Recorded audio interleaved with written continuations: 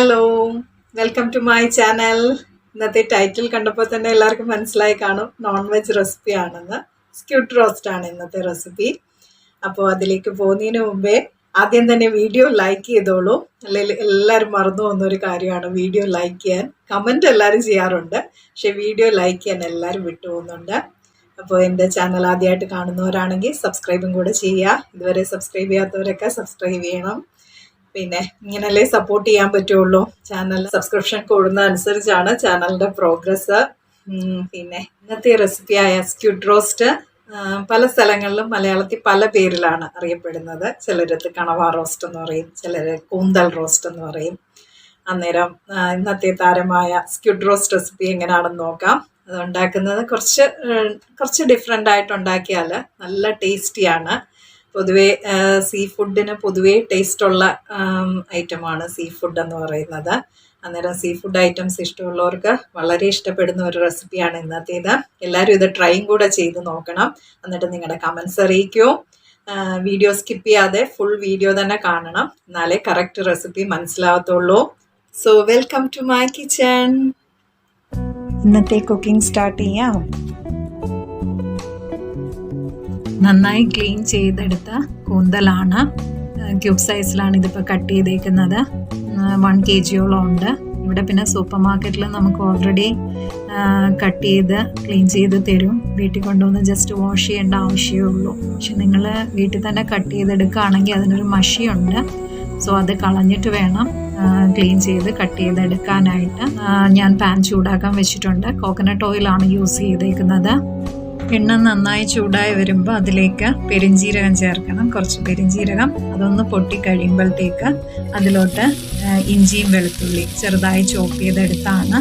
5-6 അല്ലി വെളുത്തുള്ളി എടുത്തിട്ടുണ്ട്. ഒരു വലിയ പീസ് ഇഞ്ചിയാണ് എടുത്തേക്കുന്നത്. അത് ജസ്റ്റ് ഒരു 2 minutes ഒന്ന് ലൈറ്റ് ബ്രൗൺ ആവുന്നിടം വരെ ഒന്ന് വഴറ്റിയെടുക്കുക. പിന്നെ ഒരു ബൗള് ചെറിയ ഉള്ളിയാണ് ഞാൻ എടുത്തേക്കുന്നത്. ചെറിയ ഉള്ളി കൂടുതൽ ചേർക്കുന്നതാണ് ടേസ്റ്റ്. 2 ചെറിയ സവാളയും ചേർത്തിട്ടുണ്ട്. ഇതെല്ലാം കട്ട് ചെയ്തത് അതിലോട്ട് മിക്സ് ചെയ്ത് നല്ലതായിട്ട് വഴറ്റിയെടുക്കണം. ഉള്ളി നല്ലതായിട്ട് വഴണ്ട് വരുമ്പോഴാണ് നല്ല ടേസ്റ്റ് വരുന്നത്. സോ ഒരു നല്ല ബ്രൗൺ കളറായിട്ട് വരണം. അതൊന്ന് ലൈറ്റ് ബ്രൗൺ ആകുമ്പോഴത്തേക്ക് ഉള്ളി ലൈറ്റ് ബ്രൗൺ കളറാകുമ്പോഴത്തേക്ക് അതിലോട്ട് ഒരു 4 പച്ചമുളക് കട്ട് ചെയ്താണ് ചേർത്തത്.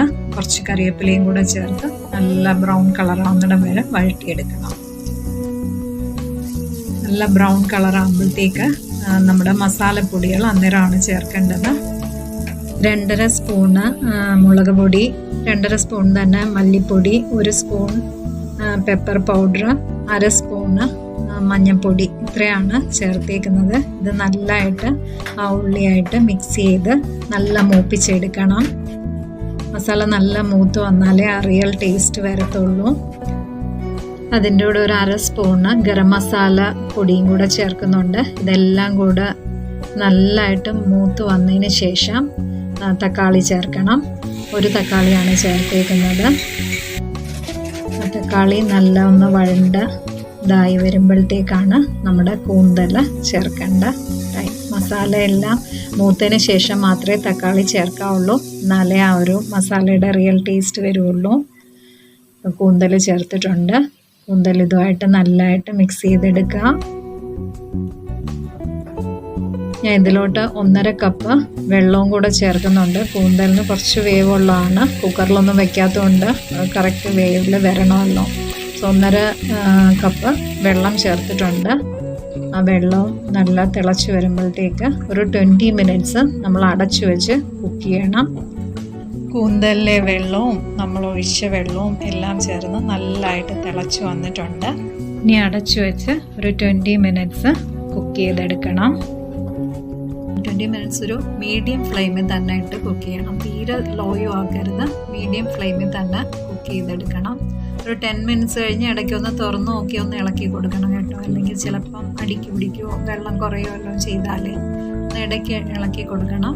സോ ഇപ്പോൾ അതൊരു 20 minutes കഴിഞ്ഞിട്ടുണ്ട്. അപ്പോൾ എടുത്തപ്പോൾ ഈ ഒരു തിക്ക് കൺസിസ്റ്റൻസിയിൽ വന്നിട്ടുണ്ട്. കറക്റ്റ് വേവൊക്കെ ആയിട്ട് ഉപ്പിൻ്റെയൊക്കെ ഒന്ന് സോൾട്ട് കറക്റ്റായോ എന്നൊക്കെ എല്ലാവരും ഒന്ന് ചെക്ക് ചെയ്ത് വേണമെങ്കിൽ കുറച്ചുകൂടെ ആഡ് ചെയ്യുക. ഇടയ്ക്ക് ഞാൻ സോൾട്ട് ചേർത്തിരുന്നു, അത് പറയാൻ വിട്ടുപോയതാട്ടോ.